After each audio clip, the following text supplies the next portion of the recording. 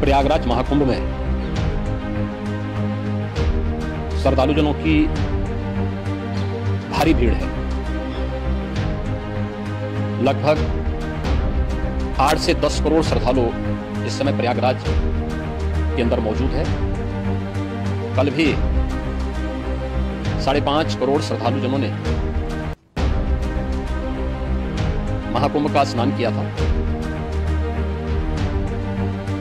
ये जो भारी दबाव श्रद्धालुजनों के कारण और श्रद्धालुओं के संगम नोच पर जाने के कारण वहां पर एक बना हुआ है, लेकिन पूरा प्रशासन मौके पे वहां मौजूद है। रात्रि को 1 से 2 बजे के बीच में अखाड़ा मार्ग पर, जहां पे अखाड़ों के अमृत स्नान के दृश्य बैरिकेड्स भी किए गए थे, तो बैरिकेड्स को फांद करके आने में कुछ श्रद्धालु गंभीर रूप से घायल हुए हैं। उन्हें तत्काल हॉस्पिटल में पहुंचा करके उपचार आदि की व्यवस्था उनके लिए की गई है। उनमें से कुछ श्रद्धालु गंभीर रूप से घायल हैं। लगातार प्रशासन स्थानीय स्तर पर श्रद्धालुओं की सकुशल स्नान कराने के दृश्य रात्रि को कल सायंकाल 6:30-7 बजे से ही मौनी अमावस्या का मुहूर्त प्रारंभ होने के बाद से ही लगातार लगा हुआ है। प्रयागराज में महाकुंभ में श्रद्धालुजनों के सकुशल स्नान करने, अमृत स्नान के लिए देश भर से आए हुए श्रद्धालुजनों की व्यवस्था के लिए, उनके कुशल क्षेम के लिए आदरणीय प्रधानमंत्री जी का प्रातःकाल से ही उनके लगभग 4 बार प्रधानमंत्री जी ने हालचाल लिया है।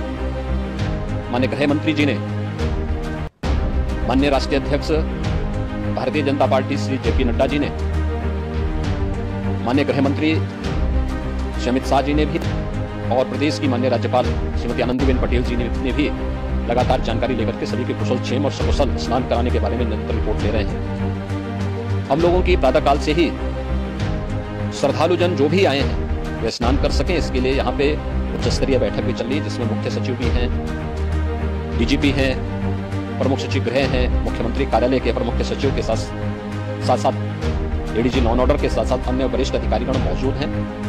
प्रयागराज में हालात वर्तमान में नियंत्रण में हैं, लेकिन भीड़ का दबाव बहुत बना हुआ है। अखाड़ा परिषद से जुड़े हुए पदाधिकारियों के साथ मैंने स्वयं भी बातचीत की है।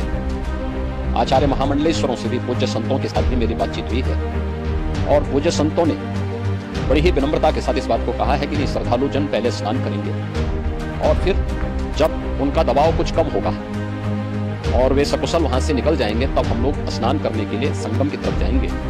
अभी पहले श्रद्धालुजनों को, चूंकि देश भर से आए हैं, तो इसके लिए उन्हें सभी अखाड़े इसके लिए सहमत हैं और सभी लोग इस व्यवस्था के साथ जुड़े हुए हैं।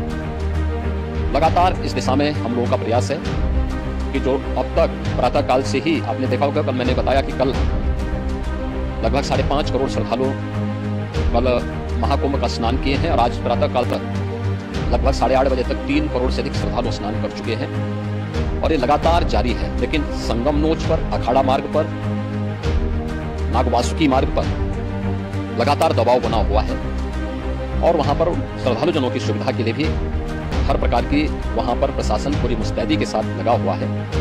और इसीलिए मेरी अपील है पूरे प्रदेशवासियों से, पूरे देशवासियों से और सभी श्रद्धालुओं से भी, सभी पूज्य संतों से भी, कि अफवाह पर कोई ध्यान न दें, संयम से काम लें।